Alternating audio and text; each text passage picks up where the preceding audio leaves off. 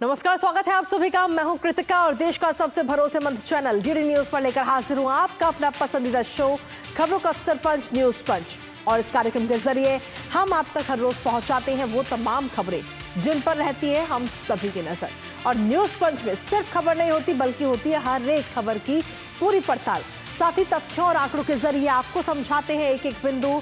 और इसके साथ ही अपने ग्राउंड जीरो पर जो रिपोर्टर हमारे मौजूद है उनसे एक एक अपडेट भी जानते हैं। साथ ही होगी हर खबर पर हमारी पहली नजर। और आज न्यूज पंच के जरिए जिन प्रमुख खबरों पर रहेगी हमारी नजर, सबसे पहले करेंगे उन प्रमुख खबरों का रुख। तो आज पहली और प्रमुख खबर है पंजाब से जुड़ी, जहां आंदोलन का ऐलान किसानों की तरफ से किया गया और अब इसको लेकर पंजाब में सरकार वर्सेस किसान, यानी कि किसान और सरकार आमने सामने नजर आ रहे हैं। आखिर क्या है किसानों की मांगे और क्यों आंदोलन की बात कही जा रही है, प्रदर्शन की बात कही जा रही है, धरने की बात कही जा रही है और इसको लेकर के पंजाब सरकार का क्या कुछ प्रतिक्रिया है, बताएंगे विस्तार से आपको। साथ ही जो दूसरी प्रमुख खबर है वो है महाराष्ट्र की राजनीति से जुड़ी। जी हां, जहां पर उठापटक देखने को मिली धनंजय मुंडे के इस्तीफे के बाद में अब सियासत महाराष्ट्र में तेज हो चुकी है। कैसे, बताएंगे विस्तार से आपको। साथ ही जो तीसरी प्रमुख खबर है वो है अंतर्राष्ट्रीय जगत से जुड़ी हुई, जहां ट्रंप ने अब अपना टैरिफ कार्ड चल दिया है। मैक्सिको और कनाडा पर 25% टैरिफ लगाने की बात कही गई। साथ ही चीन पर भी टैरिफ 10% अतिरिक्त टैरिफ लगाया गया, लेकिन इसका जवाब चीन की तरफ से भी दिया गया है। क्या कुछ जवाब चीन ने दिया है, बताएंगे विस्तार से आपको। लेकिन साथ ही जो चौथी प्रमुख खबर है वो है यूक्रेन से जुड़ी हुई। जी हां, जिसका यूएस की तरफ से दाना पानी बंद कर दिया गया है। ट्रंप के साथ जेलेंस्की की जो बहस हुई थी, जिस बहस को हम सभी ने देखा, उस बहस के बाद में उसका असर अब देखने को मिल रहा है। और जो दाना पानी है, जो मिलिट्री एड, मिलिट्री के लिए जो पैसे दिए जाते थे, फिलहाल उस पर रोक लगा दी गई है यूएस की तरफ से। बताएंगे ये भी खबर विस्तार से आपको। लेकिन सबसे पहले आज की प्रमुख खबर की बात करते हैं न्यूज पंच में पंजाब की, जहां किसानों के ऐलान के बाद में अब मान सरकार एक्शन मोड में नजर आ रही है। दरअसल आपको बता दें कि किसान नेताओं के घर पुलिस ने दबिश दी है और कई किसानों को हिरासत में भी ले लिया गया है।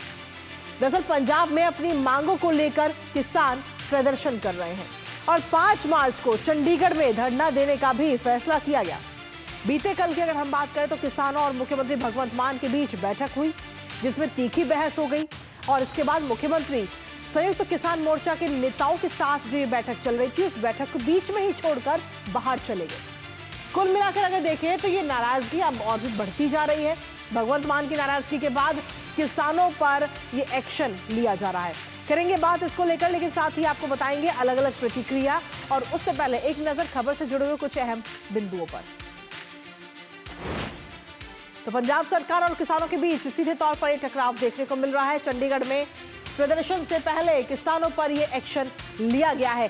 कल से प्रदर्शन शुरू होना है, यानी कि 5 मार्च को चंडीगढ़ में किसानों की तरफ से धरना दिया जाना है। लेकिन उससे पहले ही कहीं ना कहीं सीधे तौर पर हम देखें तो हिरासत में किसानों को लिया जा रहा है। धरने से पहले पंजाब पुलिस की तरफ से ये बड़ा एक्शन लिया गया है और किसानों जो है उनके घर पर जाकर के दबिश दी जा रही है, उनको हिरासत में भी लिया जा रहा है। ये बड़ी कार्रवाई इस वक्त पंजाब में की जा रही है। कई सारे किसानों को हिरासत में लिया गया है और ऐसे में पंजाब में जब ये पूरा चीजें सामने आई तो इसको लेकर अलग अलग प्रतिक्रियाएं भी सामने आ रही है। कई किसान नेताओं के घरों पर दबिश दी गई है। हिरासत में कई सारे किसान नेता जो है उनको ले लिया गया है। बीते कल की अगर हम बात करें तो किसान और मुख्यमंत्री के बीच में एक बैठक हुई थी, लेकिन उस बैठक में कहीं ना कहीं कोई अहम फैसला नहीं ले पाए थे। इसके साथ ही बठिंडा में कई ठिकानों पर पुलिस की तरफ से छापेमारी की जा रही है। कई जगहों पर पुलिस की कार्रवाई का विरोध भी ऐसे में देखने को मिल रहा है। यानी कि पंजाब सरकार और किसान किस तरीके से आमने सामने हैं वो आपको बता रहे हैं। सीएम भगवंत मान की नाराजगी के बाद ये पूरा जो मामला है ये अब बड़ा बवाल बनता हुआ नजर आ रहा है। और दरअसल सीएम मान की तरफ से ये कहा गया था कि चक्का जाम करने से किसी भी चीज का कोई हल नहीं निकलेगा। ऐसे में किसानों की तरफ से क्या कुछ कहा जा रहा है, क्या कुछ प्रतिक्रियाएं हैं, एक बार वो आपको सुनाते हैं। पंजाब सरकार अब जुल्म कर रही है, तो हम समझते हैं ये किसान मजदूर लहर के ऊपर हमला है, ये सबके ऊपर हमला है, ये लोकतंत्र के ऊपर हमला है। आप देखिए पंजाब में इन्होंने मास्टरों को पीटा, सभी को, इस तरह से रोडवेज के मुलाजमों को पीटा, बिजली मुलाजमों को पीटा, ठेके वाले मुलाजमों को पीटा, किनको नहीं पीटा। ये जो बोल रहे हैं आपकी वजह से लोग तंग होते हैं, तो ये आप खुद बताएं ना, आपकी वजह से तंग नहीं है।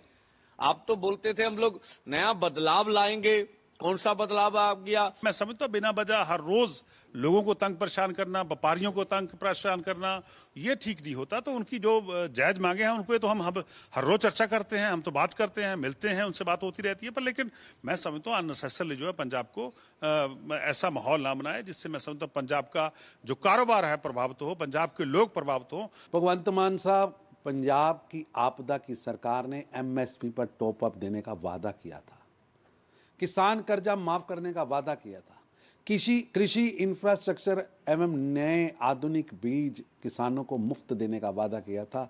36 महीने बीत गए। अब तो आपकी सरकार के जाने का समय आ गया। अब तो अपने वादे पूरे करें। पंजाब का किसान इंतजार कर रहा है कब ये वादे पूरे होंगे। और इसी पर ताजा अपडेट ले लेते हैं। हमारे साथ में जालंधर से हमारे संवाददाता गुरमीत सिंह इस वक्त जुड़ रहे, सीधा होने का रुख करेंगे। गुरमीत, बीते कल जो किसानों के साथ में सीएम भगवंत मान की बैठक हुई, उस बैठक का कोई प्रॉपर सॉल्यूशन तो नहीं निकल पाया, लेकिन अब उसके बाद में किसानों के घर पर दबिश दी जा रही है, उनको हिरासत में लिया जा रहा है। क्या है इसके पीछे की पूरी कहानी? देखिए कृतिका, सबसे बड़ी बात यहां पर यह है कि ये जो अभी दोनों पक्षों में तनातनी हुई है और जो पुलिस ने अलग अलग जगह पर पंजाब में जाकर जो किसान नेता हैं उन्हें हिरासत में लिया है, ये तनातनी अब बढ़ने वाली है। क्योंकि अब से कुछ देर पहले मुख्यमंत्री चंडीगढ़ से कोई 5-10 किलोमीटर दूर खरड़ एक इलाका है, वहां पर तहसील का दौरा करने के लिए पहुंचे थे और उनसे जब मीडिया ने अब से कुछ देर पहले ही पूछा कि जो पंजाब में दबिश दी जा रही है उसके बारे में आप क्या कहना चाहेंगे, तो मुख्यमंत्री ने साफ तौर पर यह कहा है कि उनकी चुप्पी को यह ना समझा जाए कि वो कोई एक्शन नहीं ले सकते। अब इस बात से साफ अंदाजा लगाया जा सकता है कि अभी जो ये कन्फ्रंटेशन वाली स्थिति किसानों और पंजाब सरकार के बीच बनी हुई है, ये यहां पर नरमी जो है वो बिल्कुल भी नहीं आने वाली है। और जो ये कल जो कुछ भी हुआ है उसे लेकर पंजाब सरकार बिल्कुल सख्त मैसेज देना चाहती है और उसके लिए अब जो कल ये धरना होना है, फिलहाल पंजाब में ज्यादातर जो बड़े किसान नेता हैं उन्हें हिरासत में लिया जा रहा है। इस क्रम में जो है बलबीर सिंह राजेवाल, रुलदू सिंह मानसा, उनके साथ जोगेंद्र सिंह उग्राहा और भी जो जगह जगह पर पटियाला से लेकर मानसा, बठिंडा और भी जगहों पर अलग अलग जगह पुलिस दबिश दे रही है और जो भी किसान नेता हैं उन्हें रोका जा रहा है कि वो कल होने वाले इस धरने में शामिल ना हो पाए।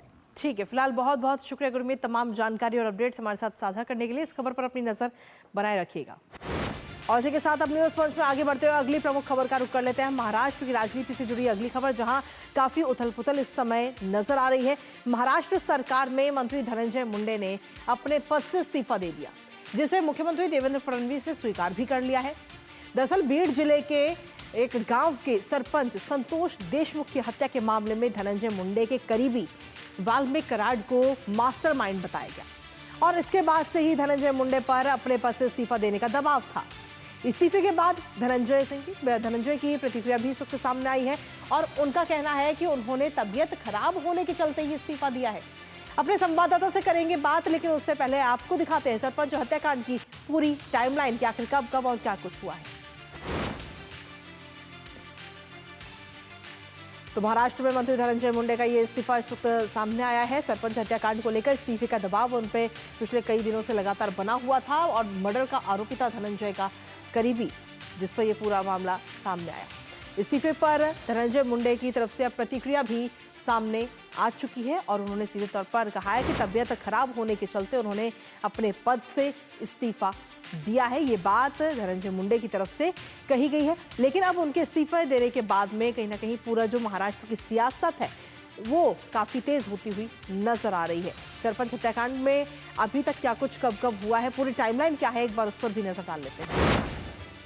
तो जहां आपको बता दें कि 29 नवंबर 2024 यानी कि पिछले साल जब विंड मिल कंपनी के कर्मचारियों का अपहरण किया गया था और तब से ये पूरा मामला जुड़ा हुआ है। बदले में 2 करोड़ रुपए की फिरौती उस दौरान मांगी गई थी। तो 2 करोड़ की फिरौती मांगी गई 29 नवंबर को अपहरण करने के बाद में, जिसके बाद सुदर्शन घोले पर सीधे तौर पर आरोप इस पूरे मामले को लेकर के लगाए गए थे। हालांकि साथियों के साथ मासाजोग गांव की फैक्ट्री साइट पर आरोपी वहां पर पहुंचा था, जो इस पूरे मामले का जो मुख्य आरोपी है, और साथ ही वहां मौजूद गार्ड और कर्मचारियों पर हमला उस दौरान वहां पर किया गया था। और इस हमले के बाद अगर हम देखें 6 दिसंबर को जो ये हमला हुआ उसमें सरपंच देशमुख की तरफ से बीच बचाव इस पूरे मामले पर किया गया। इस पूरे मामले को सुलझाने की कोशिश उनकी तरफ से की गई, जिसके बाद 7 दिसंबर को सुदर्शन घुले को पुलिस ने हिरासत में लिया, उनको अरेस्ट किया गया। सुदर्शन घुले को घुले वाल्मीकि कराड का काफी करीबी बताया जाता था कि जो घुले है वो वाल्मीकि कराड का काफी करीबी है, बेहद करीबी है। कराड मंत्री धनंजय मुंडे का बिजनेस पार्टनर है। तो किस तरीके से धनंजय मुंडे के साथ कराड की या यूं कहेगी याराना था या बिजनेस पार्टनर, इसके साथ ही अगर हम देखें तो घुले जमानत पर बाहर भी आ गया था अगले दिन, यानी कि 7 दिसंबर को ही वो बाहर भी आ गया जमानत पर। और घुले ने पहले सरपंच देशमुख की कार को रोका। 9 दिसंबर की पूरी कहानी आपको बता रहे हैं, जब पहले सरपंच की कार को रोका जाता है और फिर सरपंच का अपहरण किया जाता है। और उसके बाद में अगर हम देखें तो सिर्फ अपहरण तक ही मामला नहीं रुकता है, कुछ घंटे के बाद ही सरपंच देशमुख का शव बरामद किया जाता है, उसे वो शव मिल जाता है, जिसके बाद में ये पूरा मामला सामने आता है। हालांकि इसको लेकर 10 तारीख को यानी कि 10 दिसंबर को मासाजोग गांव के लोगों ने काफी प्रदर्शन भी उस दौरान वहां पर किया था इस पूरे हत्या को लेकर के। साथ ही आरक्षण की मांग कर रहे मनोज जारंग का भी इस पूरे मामले में कहीं ना कहीं साथ मिलता हुआ नजर आया। तो इसके बाद में 11 तारीख को पुलिस ने ये पूरा मामला दर्ज किया था और 11 तारीख को इस पूरे मामले की जांच शुरू हुई थी, जिसके बाद में 31 दिसंबर की अगर हम बात करें तो वाल्मीकि कराड और साथ ही 6 गुर्गों की मकोका से गिरफ्तारी भी हुई गई है। अब इस पूरे मामले पे कहीं ना कहीं महाराष्ट्र की सियासत में काफी तेजी और उथल पुथल देखने को मिल रही है। एक बार नजर डाल लेते हैं कि क्या कुछ प्रतिक्रिया अभी तक इस पूरे मामले पर सामने आई है। तो आपको बता दें कि महाराष्ट्र के मंत्री धनंजय मुंडे ने आज अपना इस्तीफा दे दिया है, ये बात कही गई है। साथ ही पिछले 3 से 4 दिनों से सरपंच की हत्या के दौरान जो तस्वीरें आई उसको लेकर के और साथ ही कहा गया कि ये सरकार बर्खास्त तो होनी चाहिए, यानी कि सरकार को लेकर के कई सारी बातें अब नजर आ रही हैं। तो सीएम फडणवीस की तरफ से कहा गया है कि मैंने इस्तीफा स्वीकार कर लिया, क्योंकि जब इस्तीफा दिया गया तो सीधा उनको ये इस्तीफा दिया गया था। इसके साथ ही आपको बता दें कि जितेंद्र की तरफ से कहा गया है कि उन्हें देखकर परिवारजनों को लेकर के दुख होता है और उन्होंने कहा कि ये जो तस्वीरें सामने आई हैं वो दिल दुखाने वाली हैं, जो तस्वीरें इस पूरे मामले से जुड़ी हुई सामने आई हैं। इसके अलावा अगर हम देखें तो ये भी कहा जा रहा है कि सरकार बर्खास्त होने पर सरकार पर भी कई सारे सवाल खड़े हो रहे हैं, यानी कि जो किस तरीके से महाराष्ट्र की राजनीति में इस वक्त उथल पुथल मची हुई है वो हम आपको बता रहे हैं। इसके साथ ही हमारे साथ में हमारे सहयोगी भी इस वक्त जुड़ रहे हैं, सीधा उन्हीं का रुख करेंगे। शिशिर शैलार इस वक्त हमारे साथ जुड़ रहे हैं। शिशिर, क्या कुछ ताज़ा अपडेट है आपके पास में इस पूरे मामले को लेकर, क्योंकि महाराष्ट्र की सियासत में आज सुबह से ही उथल पुथल मची हुई है। बिल्कुल, देखिए इस वक्त अगर देखा जाए महाराष्ट्र में तो महाराष्ट्र के कैबिनेट मंत्री धनंजय मुंडे का जो है वो इस्तीफा ले लिया गया है। कारण जिसे हमने देखा अपनी न्यूज में कि किस प्रकार से एक पूरा षड्यंत्र रचा गया था और इसमें कई सारे लोगों के नाम शामिल थे, लेकिन सबसे महत्वपूर्ण नाम इसमें शामिल था आरोपी नंबर 1 जिसके चार्जशीट पे भी नाम है वो है वाल्मीकि कराड। क्योंकि वाल्मीकि कराड धनंजय मुंडे के काफी बेहद करीब थे, बिजनेस पार्टनर्स भी कहा जा रहा था। विपक्ष की तरफ से आरोप लगाए जा रहे थे कि वाल्मीकि कराड और धनंजय मुंडे के काफी घनिष्ठ संबंध थे। ऐसे में ये कहा जा रहा था कि कहीं ना कहीं धनंजय मुंडे इस केस में जो है अपना इंटरफेरेंस करेंगे, शायद प्रेशर डालेंगे और इसीलिए उनके इस्तीफे की मांग विपक्ष यहाँ पर कर रहा था। हालांकि सत्ता पक्ष भी ये दलील दी गई थी कि इस पूरे प्रकरण की निष्पक्ष जांच जारी है, एसआईटी को गठित किया गया है और एसआईटी के जरिए कुछ आरोपी को पकड़ा भी गया। हालांकि कुछ आरोपी इसमें जरूर इस वक्त फरार है। दूसरी बात इसमें यह भी कही गई थी कि अगर जरूरत पड़ी तो जाहिर सी बात है जो बड़े नाम होंगे उन पर भी जो है कठोर शासन उन पर भी किया जाएगा। इस बारे में खुलासा जो है मुख्यमंत्री देवेंद्र फडणवीस ने कई बार किया था।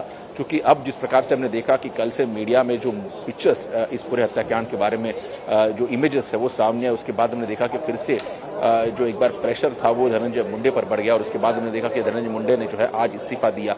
हालांकि इस इस्तीफे के बाद जो उनकी पार्टी है एनसीपी, अगर देखा जाए अजित पवार गुट की तरफ से भी एक निवेदन सामने आया है। उन्होंने सोशल मीडिया पे डाला है कि चूंकि नैतिकता के आधार पर जो है धनंजय मुंडे इस वक्त इस्तीफा दे रहे हैं। अब तक उनका नाम इस प्रकरण इस घटना में जो है किसी भी तरीके से जुड़ा हुआ नहीं है, लेकिन चूंकि वो मंत्री है और उनके साथ कुछ लोगों के नाम जुड़े और इसलिए नैतिकता के आधार पर ये इस्तीफा जो है धनंजय मुंडे ने दिया है। इस प्रकार से बयान जो है पार्टी की तरफ से भी आ चुका है। तो जाहिर सी बात है स्पष्ट हो रहा है यहाँ पर महाराष्ट्र सरकार की तरफ से भी कि ऐसी कोई भी घटना जो होगी उस पर जो है सरकार कोई जो है किसी भी प्रकार का जो इंटरफेरेंस नहीं करेगी। लेकिन जो अगर देखा जाए इंटरफेरेंस के साथ साथ लेकिन जिस प्रकार से उसको प्रामाणिक तरीके से करने की जरूरत होगी सरकार उस पर कार्रवाई जरूर करेगी, इससे बात स्पष्ट हो जाती है। फिलहाल देखना होगा कि इस पूरे मामले में आगे क्या कुछ कार्रवाई की जाएगी। फिलहाल बहुत बहुत शुक्रिया शिशिर तमाम जानकारी और अपडेट्स हमारे साथ साझा करने के लिए। इसके साथ ही अगली महत्वपूर्ण खबर का रुख कर लेते हैं अंतर्राष्ट्रीय जगत से जुड़ी, जहां अमेरिकी राष्ट्रपति डोनाल्ड ट्रंप एक के बाद एक कई कड़े फैसले ले रहे हैं, जिनका असर सिर्फ अमेरिका नहीं बल्कि पूरी दुनिया पर भी पड़ रहा है। बीती रात अगर हम बात करें तो ट्रंप ने कनाडा और मैक्सिको पर टैरिफ लगाने की जो ऐलान है वो कर दिया है, जिसके बाद में अब आज से कनाडा और मैक्सिको पर 25% टैरिफ लगाया जाएगा। इसके साथ ही चीन पर 10% अतिरिक्त टैरिफ भी आज से ही लागू हो जाएगा और ट्रंप ने टैरिफ की घोषणा करते हुए ही कहा है कि इसमें देरी की कोई गुंजाइश नहीं है। हालांकि इससे पहले अगर हम देखें तो 1 महीने का समय दिया गया था। वहीं ट्रंप के ऐलान के बाद उत्तर अमेरिका में ट्रेड वॉर का खतरा भी अब बढ़ चुका है और ट्रंप के बयान के बाद अमेरिकी शेयर बाजार में भी गिरावट देखने को मिली। टैरिफ पर ऐलान के बाद मैक्सिको की मुद्रा पैसे और कनाडाई डॉलर दोनों में भी गिरावट दर्ज की गई है। इसके अलावा कनाडा, मैक्सिको और चीन पर लागू होने पर क्या होगा, इसका पूरी दुनिया पर असर करेंगे बात। लेकिन उससे पहले एक नजर खबर से जुड़े हुए कुछ अहम बिंदुओं पर। तो जहां आपको बता दें कि 3 देशों पर आज से टैरिफ है। अमेरिका की तरफ से जहां कनाडा और मैक्सिको पर 25% टैरिफ का ऐलान किया गया है। इसके अलावा चीन की अगर हम बात करें तो चीन पर 10% अतिरिक्त टैरिफ लगाने की बात कही गई। हालांकि चीन पे पहले ही 10% टैरिफ लगाया जा रहा है और अब 10% और लगाया जाएगा, यानी कि कुल मिलाकर 20% टैरिफ अब चीन पर लगेगा। ट्रंप ने देर रात ये बड़ा ऐलान किया गया है टैरिफ को लेकर के और इसके साथ ही डोनाल्ड ट्रंप ने कहा है कि किसी भी प्रकार की कोई अतिरिक्त छूट बिल्कुल नहीं दी जाएगी। हालांकि इससे पहले अगर हम देखें तो 30 दिन की मोहलत जरूर दी गई थी। इसके साथ ही ट्रंप ने कहा है कि अवैध फेंटानिल व्यापार को रोकने में चीन विफल रहा है। चीन से कहा गया था कि इस ड्रग व्यापार जो है उसको रोका जाए और जब वो विफल रहा तब ये फैसला लिया गया। यूएस में तस्करी और अवैध इमिग्रेशन पर भी रोक इससे कहीं ना कहीं लग पाएगी आने वाले समय में। टैरिफ प्रतिस्पर्धा से व्यापक व्यापार युद्ध का खतरा लेकिन सीधे तौर पर बढ़ता हुआ नजर आ रहा है। अब ऐसे में कनाडा की तरफ से क्या कुछ कहा जा रहा है, एक बार उसको भी नजर डाल लेते हैं। दरअसल आपको बता दें कि टैरिफ पर कनाडा ने 2 टूक जवाब दे दिया और कनाडा पर 25% टैरिफ लगाने की बात कही गई अमेरिका की तरफ से, जिसको लेकर विदेश मंत्री ने सीधे तौर पर पलटवार अब इस टैरिफ मामले को लेकर किया है। दरअसल कनाडा के विदेश मंत्री की तरफ से सीधे तौर पर कहा गया है कि हम जवाबी कार्रवाई के लिए पूरी तरह तैयार है। जब टैरिफ लगाया जाएगा तो हम इसका जवाब भी जरूर देंगे। इसके साथ ही उन्होंने कहा कि $155 बिलियन के टैरिफ की बात उनकी तरफ से कही गई कनाडा के विदेश मंत्री की तरफ से, जिस पर उन्होंने कहा कि $30 अरब पहली किस्त जो है $30 अरब होगी। तो सीधे तौर पर 2 टूक जवाब ये विदेश मंत्री की तरफ से दिया गया है। तो ये तो बात रही कनाडा की, लेकिन कनाडा के अलावा अगर हम देखें तो मैक्सिको पर भी 25% टैरिफ की बात कही गई है और मैक्सिको की तरफ से भी पलटवार अब सामने इस पूरे मामले को लेकर आ चुका है। और मैक्सिको की तरफ से क्या कुछ कहा जा रहा है वो आपको बताते हैं। राष्ट्रपति का टैरिफ धमकियों पर करारा जवाब राष्ट्रपति ने सीधे तौर पर दे दिया है, यानी कि ट्रंप को 2 टूक जवाब दे दिया गया है और कहा गया है कि ट्रंप की टैरिफ धमकियों पर पूरा मैक्सिको जो यानी कि जो देश है वो एकजुट है, एक साथ है मैक्सिको। तो ऐसे में ये बात कही गई है और मैक्सिको ने जवाबी योजना भी अपनी तैयार कर ली है इस टैरिफ वॉर को लेकर के। इसके अलावा बात अगर हम करें मैक्सिको के अलावा चीन की, तो चीन पर भी कहीं ना कहीं पूरा मामला अब चीन ने भी पलटवार इस पूरे मामले पर कर दिया है और चीन ने जवाबी टैरिफ भी लगा दिया है। दरअसल अमेरिका ने टैरिफ में 10% का इजाफा किया था और 10% से बढ़कर टैरिफ 20% हो गया था, जिसके बाद में अब इसका जवाब दिया गया है चीन की तरफ से और फरवरी में 1 महीने का पहले ही समय दिया जा चुका है चीन को। टैरिफ नहीं लगाया गया था उस दौरान, लेकिन आज से ये टैरिफ लगाया जा रहा है, जिसके बाद में चीन ने भी अब जवाब दिया है और अमेरिकी आयातों पर 10% से 15% अतिरिक्त टैरिफ लगाने की बात चीन की तरफ से भी कही गई है। इसके साथ ही आपको बता दें कि 10 मार्च से अमेरिकी आयातों पर यह टैरिफ लगाया जाएगा। हमारे साथ में हमारी सहयोगी आंचल इस वक्त जुड़ रही है, सीधा उन्हीं का रुख करेंगे। आंचल, जिस तरीके से हम देखें तो ये जो टैरिफ लगाया जा रहा है इसका सीधा असर शेयर मार्केट पर भी पड़ता हुआ नजर आ रहा है, क्या कुछ नजर आया आज सुबह से? आंचल।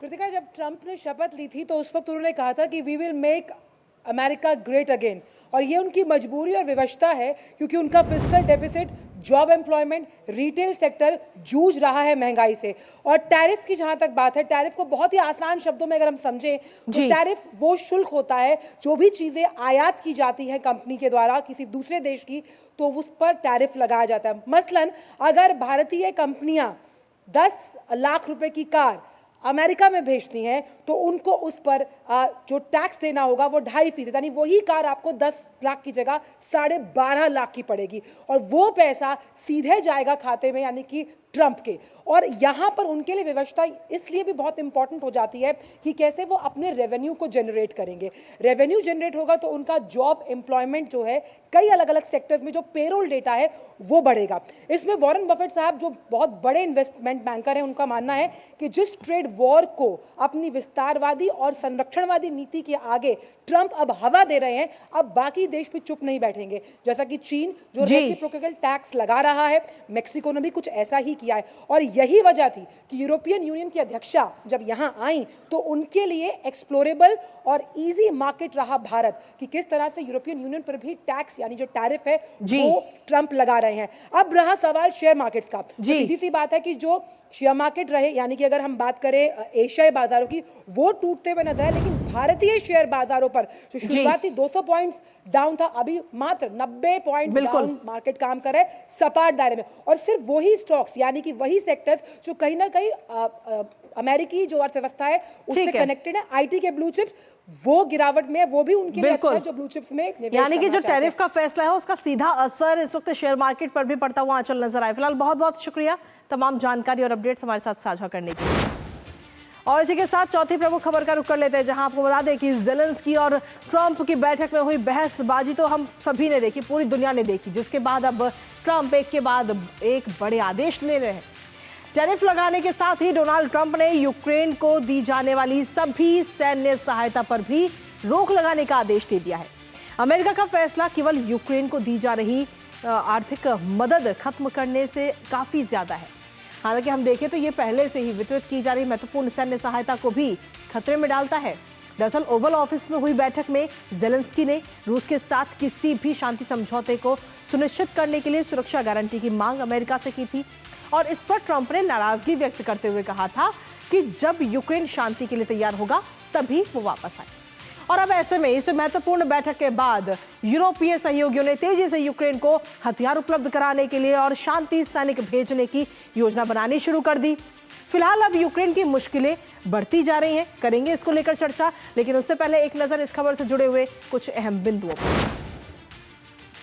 तो कहीं ना कहीं जो वीडियो सामने आया था अब उसका असर देखने को मिल रहा है। ज़ेलेंस्की को ट्रंप से जो बहस हुई वो अब भारी पड़ती हुई नजर आ रही है और कहा गया है कि अब मदद नहीं मिलेगी। अमेरिका ने जंग में दी जाने वाली जो सैन्य मदद है जो अभी तक यूक्रेन को दी जा रही थी, उस सैन्य सहायता को रोकने का सीधे तौर पर यह आदेश अभी इस वक्त दे दिया गया है, जो कहीं ना कहीं काफी मुश्किलों में इस वक्त ज़ेलेंस्की को डाल सकता है। इसके साथ ही अगर हम देखें तो व्हाइट हाउस ने मदद रोकने की ये पूरी जानकारी दी, यानी कि जो अभी तक हेल्प की जा रही थी इस जंग से लड़ने के लिए, वो अब हेल्प नहीं दी जाएगी।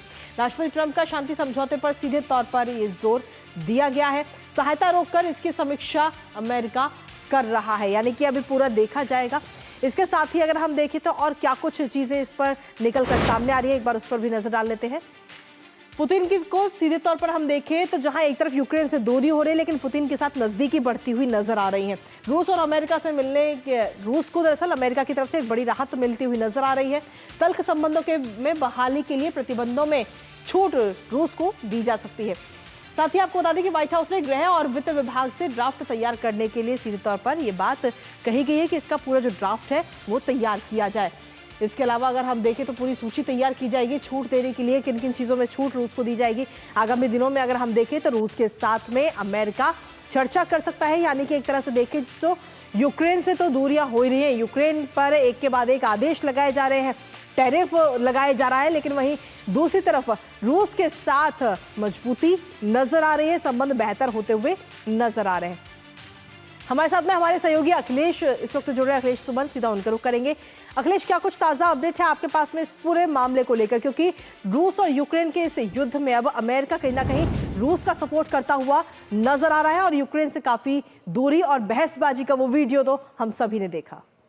देखिए, जो सबसे महत्वपूर्ण बात यह है जो अभी अभी खबर आई है कि यूरोपियन यूनियन ने $600 बिलियन मतलब 600 बिलियन डॉलर का एक डिफेंस प्लान अनाउंस किया है, जिसको कि उन्होंने रीआर्म यूरोप कहा है। और इस रीआर यूरोप को 5 चरणों में लागू किया जाएगा, जिसका एक मुद्दा अपना यूरोप की भी सुरक्षा सुनिश्चित करनी है और दूसरा यूक्रेन को भी सहायता देनी है। तो एक पहली बात हुई। उसमें यूरोपियन यूनियन ने यह भी घोषणा की है कि सदस्य देशों को जरूरत के मुताबिक डिफेंस रिक्वायरमेंट को और मजबूत करने के लिए 150 बिलियन यूरो का कर्ज दिया जाएगा। तो एक दूसरी बात है। तीसरी बात यह है कि वो चाहते हैं कि डिफेंस में इन्वेस्टमेंट के लिए जो बहुत ही स्ट्रिक्ट नॉर्म्स रहे हैं यूरोपियन यूनियन में, उन नॉर्म्स को थोड़ा सा सरल बनाना है, थोड़ा सा नर्म करना है, ताकि जो इन्वेस्टर्स हैं, प्राइवेट इन्वेस्टर्स, वो यूरोप की डिफेंस इंडस्ट्री में जल्दी से जल्दी इन्वेस्ट करें। तो ये 3 जो है बातें अभी तुरंत आई हैं। उसके अलावा जो चौथी बात ये आई है, जो अमेरिकी सूत्रों से हम बात कर रहे थे, उनका कहना है कि देखिए, जो बाइडन जो पूर्व राष्ट्रपति थे अमेरिका के, उनका जो पूरा प्लान था कि यूरोप को किसी भी तरह से हराना है। जो डोनाल्ड ट्रंप है, उनका जो पूरा रुख इस बात पे है कि किसी भी तरह से वहां शांति स्थापित करनी है। और इसी लिहाज से उन्होंने यूक्रेन को मदद देनी बंद की है, घोषणा की है, क्योंकि अगर वो मदद देते रहेंगे तो यूक्रेन लड़ाई लड़ता रहेगा और रूस उसका जवाब देता रहेगा, तो कभी शांति स्थापित नहीं होगी। बिल्कुल, इस जंग का कहीं कोई खत्म ये जंग होती हुई नजर आएगी ही नहीं, ये बात जरूर कही जा रही है। लेकिन फिलहाल देखना होगा कि इसका क्या कुछ नतीजा निकलकर सामने आता है। बहुत बहुत शुक्रिया अखिलेश, तमाम जानकारी हमारे साथ साझा करने के लिए। तो लगातार इस खबर पर भी हमारी नजर लगातार बनी हुई, लेकिन इसी के साथ फिलहाल न्यूज पंच मुझे और हमारी टीम को दीजिए अनुमति। कल सुबह 10:30 बजे फिर होगी आपसे मुलाकात कुछ और महत्वपूर्ण खबरों के साथ। तब तक के लिए नमस्कार।